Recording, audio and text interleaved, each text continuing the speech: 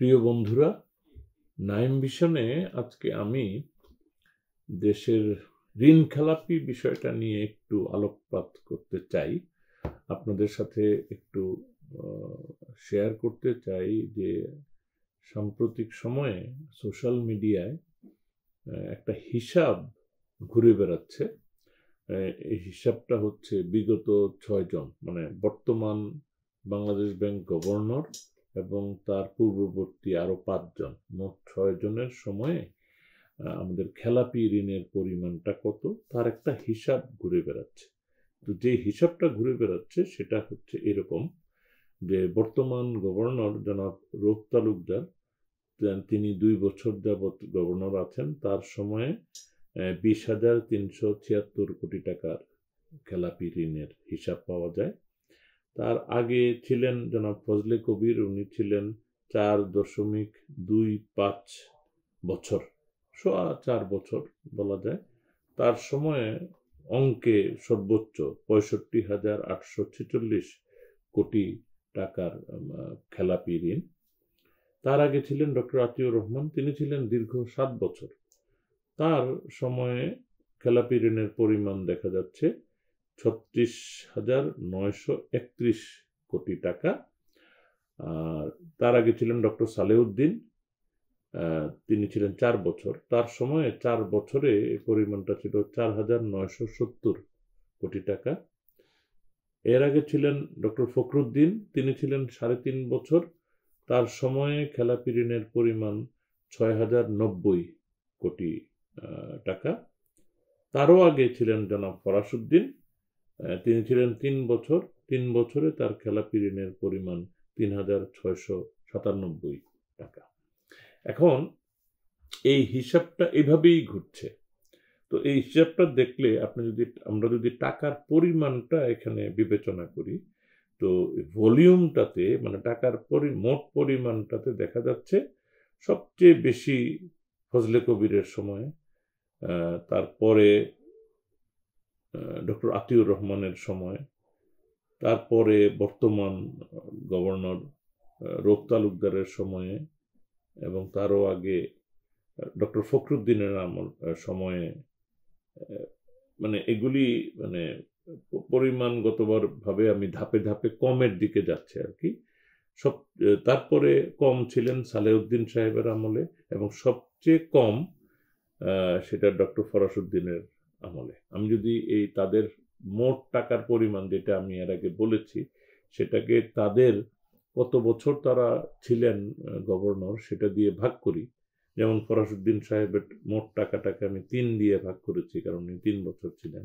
ফখরুদ্দিন সাহেবেরটা আমি 3.5 বছর, এই জন্য 3.5 দিয়ে ভাগ দিয়েছি। সালেউদ্দিন সাহেবেরটা 4 দিয়ে ভাগ দিয়েছি, 4 বছর ছিলেন। ডক্টর আতিউরেরটা 7 বছর ছিলেন, 7 দিয়ে ভাগ দিয়েছি। ফজলে কবির সাহেব 4.25 বছর, সেভাবে ভাগ করেছি মোট পরিমাণ। রূপ তালুকদারের 2 বছরেরটাও 2 দিয়ে ভাগ করেছি।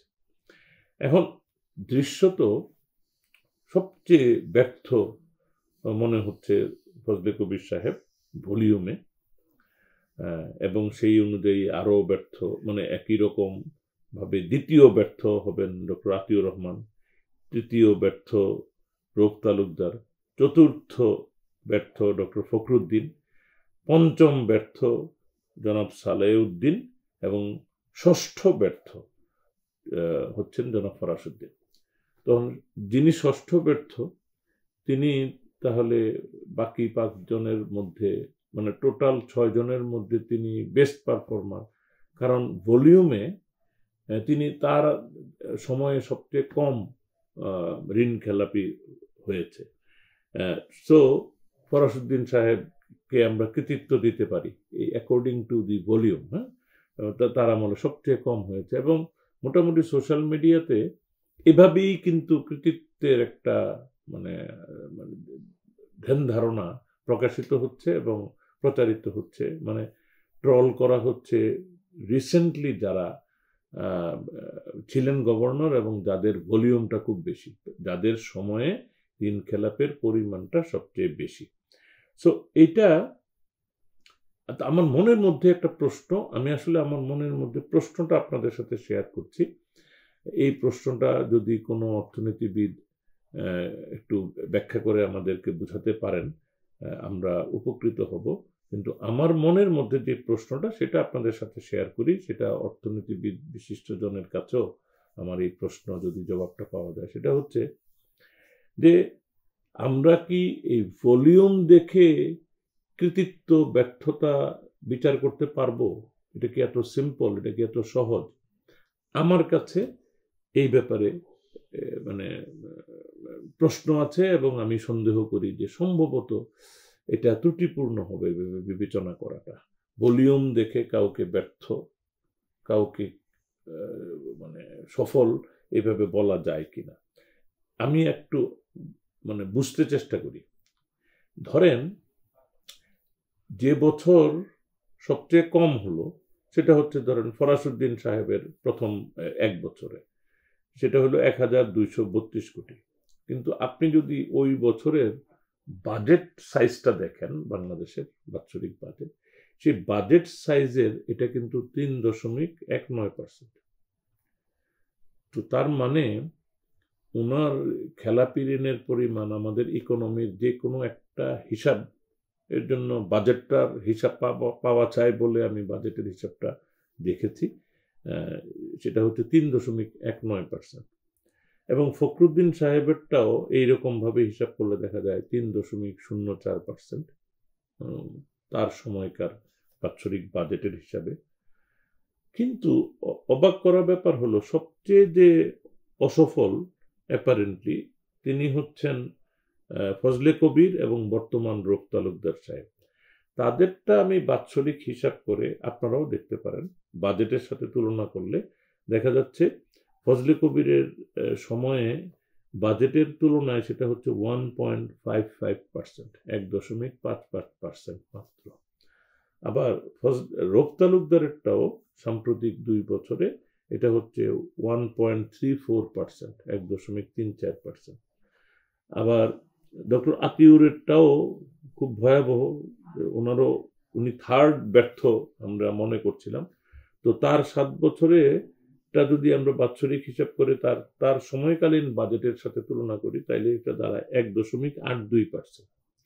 তো আমরা যেই তিনজনকে সবচেয়ে ব্যর্থ ভাবছি, তাদের সময়কার ঋণ খেলাপিটা দেখা যাচ্ছে তাদের সময়কার বাজেটের 2%-এর কম। আর আমরা যাদেরকে তুলনামূলকভাবে সফল ভাবছি, যেমন doctor Saleuddin, doctor Fakhruddin, doctor Farasuddin, তাদেরটা বিশেষ করে জনাব ফরাসউদ্দিন এবং জনাব ফখরুদ্দিনের বাজেটটা, তাদের সময়কার যে বাজেট, সেই বাজেটের 3%-এরও বেশি তাদের খেলাপি ঋণের পরিমাণ। সুতরাং পার্সেন্টেজ ওয়াইজ ফরাসউদ্দিন এবং ফখরুদ্দিন সাহেব মানে সবচেয়ে বেশি পার্সেন্টেজ বাজেটের তুলনায় তাদের সময়ে ঋণ খেলাপি হয়েছে। আর বাকি 4 জন, সালেউদ্দিন, আতিউর, ফজলে কবির, রূপ তালুকদার, এই 4 জনের সময় এটা কিন্তু মানে 1.5 অথবা 1.25 এইরকম পার্সেন্টেজ, 2-এর নিচে তাদের সময়কার বাজেটের তুলনায় যদি আমরা দেখি। এটাই আমার মনের মধ্যে প্রশ্ন। আমরা কি ভলিউম দেখে সফলতা ব্যর্থতা বিবেচনা করব, না আমরা আমাদের বাজেট বা আমাদের যে সাইজ অফ ইকোনমি ওই কারেন্ট ওই সময়কার ফিসক্যাল ইয়ারে তার সাথে তুলনা করব? তো পার্সেন্টেজ ওয়াইজ দেখতে গেলে তো দেখা যাচ্ছে যে ফরাসউদ্দিন ফখরুদ্দিন সাহেবদের সময়ে অ্যাপারেন্টলি ভলিউম অফ ঋণ খেলাপি কম, কিন্তু বাজেটের পার্সেন্টেজ এটা হাইয়েস্ট। সুতরাং তাকে কি আমরা ব্যর্থ বলবো, নাকি ভলিউম বেশিটা নিয়ে ব্যর্থ বলবো? সো এই যে এটা আমি একটু পাজলড। আমি যারা এটা বুঝতে পারেন তাদের কাছ থেকে এই বিষয়ে ক্লারিফিকেশন আমি পাই বা আমাদের অডিয়েন্স পায়, নাগরিকরা পায়, এটা একটু ভালো হবে। কারণ এই আঙ্গিকে এটা নিয়ে আলোচনা হচ্ছে না। কিন্তু আমি সঙ্গে এটাও বলতে চাই, ঋণ খেলাপি যতটুকুই হোক এটা আমাদের জন্য অনাকাঙ্ক্ষিত এটা অপরাধ, এটা আমার দৃষ্টিতে এটা রাষ্ট্রের সাথে চরম মানে ক্রিমিনাল অফেন্স, ক্রিমিনাল অপরাধ রাষ্ট্রের সঙ্গে। যদি না কোনো ব্যবসায়ী ধরেন পরিস্থিতির কারণে ঋণ খেলাপি হয়েছেন, এরকম কিন্তু আছে। আমরা যারা সাংবাদিক তারা জানি, অনেককে চিনিও, যে তারা পরিস্থিতির কারণে ব্যর্থ হয়েছেন। তারা মানে ইচ্ছাকৃত ঋণ খেলাপি না, মানে উইলফুল ডিফল্টার না। সো এই জায়গাটাতে কিন্তু আমাদেরকে পার্থক্য করতে পারতে হবে, এবং আমরা মানে একই রকম নিষ্ঠুরতা সবার ক্ষেত্রে একইভাবে দেখানো ঠিক হবে না, এটাও আমি বলে রাখি। আর সবার উপরে যে আমি বলে রাখছি যে ঋণ খেলাপি মাত্রই এটা মানে দেশের জন্য অমঙ্গলজনক, এবং আমরা এটা মানে যথাসম্ভব নিয়ন্ত্রণ করতে পারতে হবে। যারা অপরাধী তাদেরকে খুঁজে বের করতে হবে, আইনের আশ্রয়ে তাদেরকে বিচার করে যা করার সাজা দেওয়ার, পেনাল্টি দেওয়ার, টাকা আদায় করার। মানে আমি সবচেয়ে পছন্দ করবো তাদের কাছ থেকে যেভাবেই হোক টাকাটা আদায় করা যায় কিনা। এটা সাধারণ মানুষের সম্পদ, সাধারণ মানুষের টাকা, এটা আদায় করার চেষ্টা করা, তাদেরকে পেনালাইজ করা, তাদেরকে সাজা দেওয়া, আমি এগুলি বলবো। কিন্তু আমি আবার এটুকু বলে রাখি যে আমার সাজাটা, জেল জরিমানার সাজাটা আমার একটু কম পছন্দ। কারণ এই ধরনের মানুষকে যদি আমরা জেলে না ঢুকিয়ে ব্যবসা বাণিজ্যে রেখে তাদের কাছ থেকে যদি টাকা আদায় করা যায়, পেনাল্টি আদায় করা যায়, সেই পদ্ধতিটা ভালো হবে।